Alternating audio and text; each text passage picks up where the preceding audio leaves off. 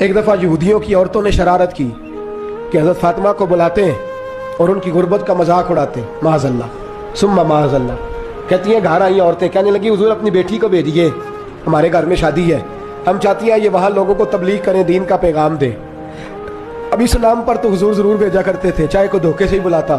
میرے حبیب پاک صلی اللہ علیہ وسلم نے کہا فاطمہ جاؤ۔ حضرت فاطمہ کہتی ہیں ہاں تو کر لی، پر میرے وجود پہ کپڑے پھٹے ہوئے تھے، کئی جگہ پہ پیوند تھے، اور مجھے پتا تھا یہ عورتیں کس مزاج کی ہیں۔ فرماتی ہیں میں نے نہ، حضور نے کہا تو میری آنکھوں میں 2 قطرے آنسوؤں کے آ گئے۔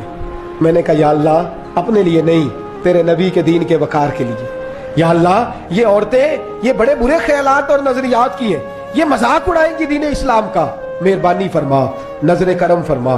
حضرت فاطمہ فرماتی ہیں ابھی میری بات بھی مکمل نہیں ہوئی، رسول پاک پھر تشریف لے آئے اور فرمایا فاطمہ کیا کیا سوچ رہی تھی، کیا کہہ رہی تھی؟ کہ حضور کوئی خاص نہیں۔ فرمایا نہیں کچھ تو تو کہہ ہی رہی تھی، کچھ تو تو سوچ ہی رہی تھی۔ کہتی ہے میں نے بادشاہی کے نظارے گھر میں دیکھے، کچھ تو سوچ رہی تھی۔ حضور کیا ہوا؟